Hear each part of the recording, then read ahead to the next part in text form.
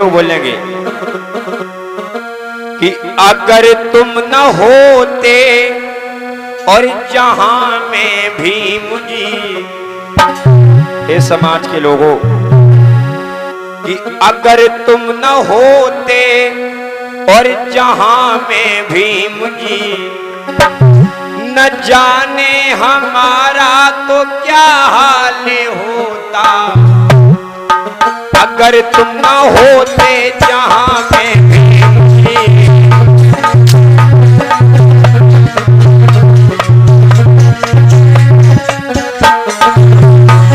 हे समाज के लोगों, अगर इस संसार में बाबा साहब ने जन्म नहीं लिया होता तो आप अपने जीवन का ये कभी भी अंदाजा नहीं लगा सकते हो कि आपकी हालत क्या होती। आपकी हालत क्या थी पहले, इस बात को आप इतिहास को पढ़ के देख लीजिए। जब आपके गले में हड़िया थी और आपके कमर में जब झाड़ू था, लोगों ने हमको नीच और अछूत बना के रख दिया। हमारे पूर्वज राजा और महाराजा थे। महाराज बलि हमारे समाज के राजा थे। ऐसे महाराज हिरण्याकश्यप हमारे समाज के राजा थे। लेकिन आपने इतिहास को नहीं पढ़ा है। आप अपने हाथों में कलावा बांध रहे हैं। आप अपने घर पर जब गाड़ी लेके आ रहे हैं तब गरी के गोला फोड़ रहे हैं। आप अपने घर में माताएं बहनें करवा चौथ मना रही हैं हंस हंस के। आप अपने घर में होली मना रहे हैं। जितने भी त्योहार हैं ये सभी भगवान बुद्ध से जुड़े हुए हैं। किसी में हमारे राजा महाराजाओं को मारा गया, काटा गया, उनको लूटा गया और आज हम उन उत्सवों को हंस हंस के मना रहे हैं। समाज के लोगों, बाबा साहब ने बात प्रतिज्ञाएं दी हैं। अगर बाबा साहब के वचनों पर आपने चल लिया तो तभी आप अपने जीवन को सार्थक बना सकते हो, अपने जीवन को धन्य बना सकते हो। इसलिए हे बाबा साहब, अगर तुम न होते जहां में भी मुझे, न जाने हमारा तो क्या हाल होता। अगर तुम न होते जहां में भी मुझे,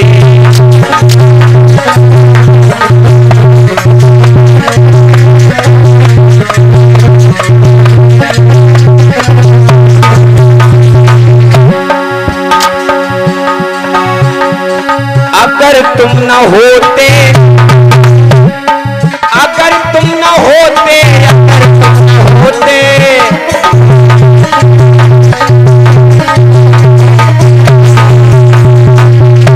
जहां में भीम जी, न जाने हमारा तो क्या हाल होता।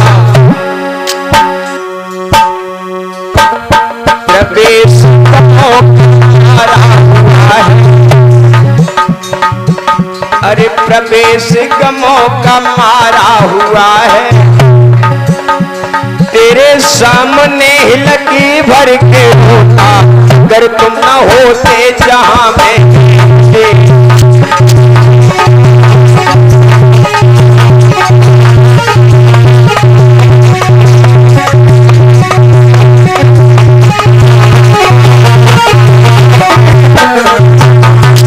हे बाबा साहब,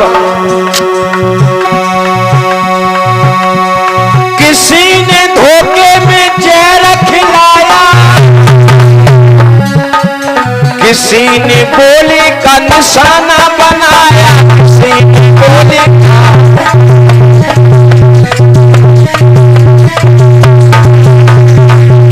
सोचिए बाबा साहब जब इस शोषित पीड़ित समाज के लिए काम कर रहे थे, जब आज लोग बाबा साहब की तस्वीरों से नफरत कर रहे हैं, आज बाबा साहब जीवित नहीं हैं, तब जगह बेच गए बाबा साहब की तस्वीरों को खंडित किया जा रहा है। और जब बाबा साहब स्वयं जीवित होंगे तो लोग उनसे कितनी नफरत कर रहे होंगे। लोगों ने बाबा साहब को मारने के लिए न जाने कितना प्रयत्न किया, लेकिन इस समाज के लोगों, किसी ने धोखे में जहर खिलाया, किसी ने गोली का निशाना बनाया, किसी ने गोली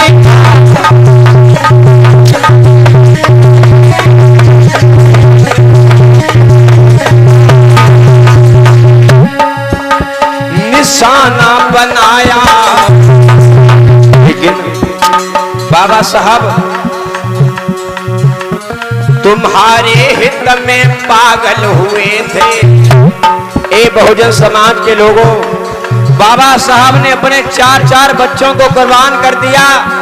बाबा साहब ने संविधान लिखा और संविधान में जो हमारे पास में अधिकार नहीं थे, प्रत्येक अधिकार बाबा साहब हमको दे के चले गए।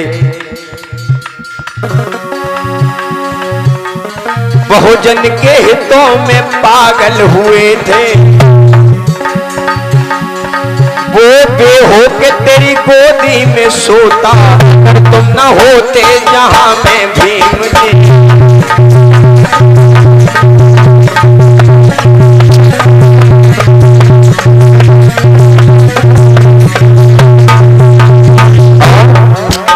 आज बाबा साहब के द्वारा दिया गया जो संविधान है, वो संविधान किसी एक लोग के लिए नहीं है।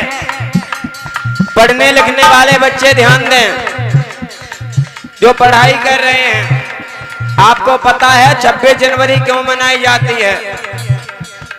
ये छोटी छोटी बिटियां आप लोग स्कूल जाती हैं, पता है 26 जनवरी क्यों मनाई जाती है जानकारी? बताओ क्यों मनाई जाती है?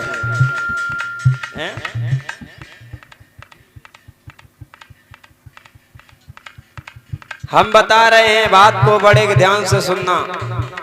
26 जनवरी 1950 को देश का संविधान लागू हुआ था।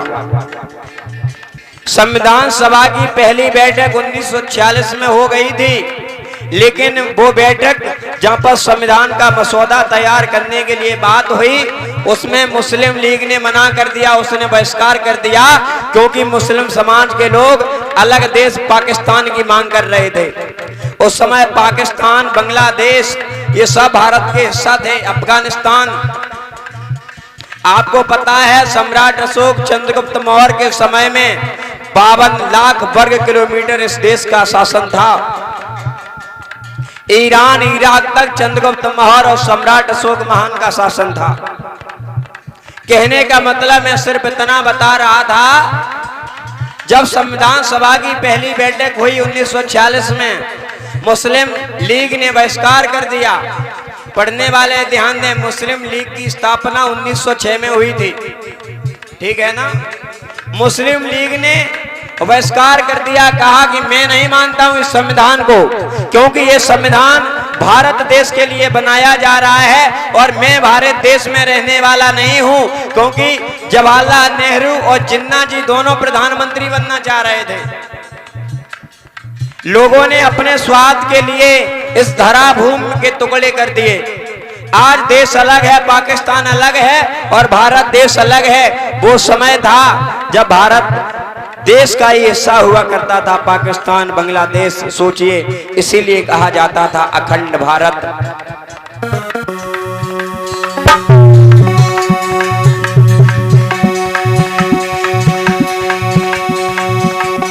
इधर में भी तुम हो, उधर में भी तुम हो, नजर में तुम हो, जिगर में तुम हो,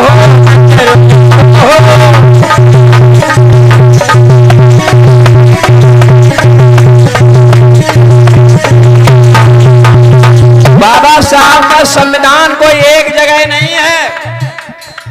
संविधान 26 नवंबर 1949 को बनकर के तैयार हो गया था।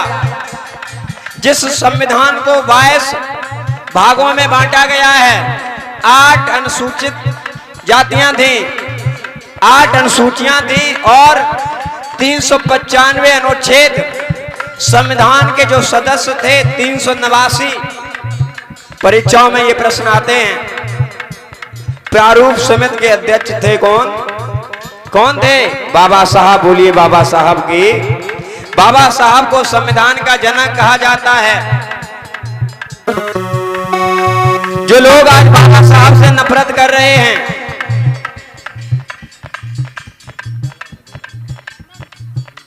बेटा हेमंत की तरफ से 10 मुद्राएं आई हैं। बहुत बहुत साधु है, मंगल कामनाएं हैं।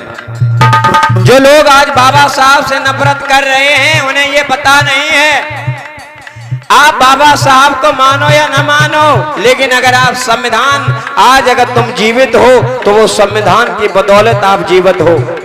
आज आपके ऊपर कोई भी अत्याचार करता है, आपके घर में कोई किसी की हत्या कर दे उसके ऊपर 302 लग जाता है। आपकी बहन बेटियों के साथ में कोई छेड़खानी कर दे, कुछ उसके आबरू के साथ में अगर कोई खेले तो उसको 376 लग जाता है। ये किसकी देन है? संविधान की देन है। इसलिए एक बार जोरदार बाबा साहब के लिए तालियां बजाइए।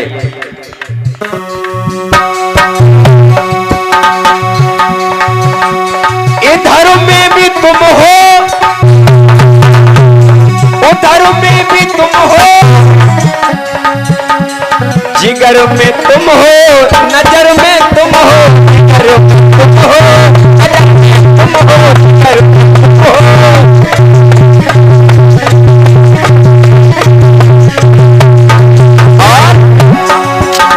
आज हम लोग जो महंगी महंगी कारों में घूम रहे हैं, इन रईसों के घर में है जवाब तुम्हारा। प्रवेश गरीब के घर में तुम हो, प्रवेश गरीब के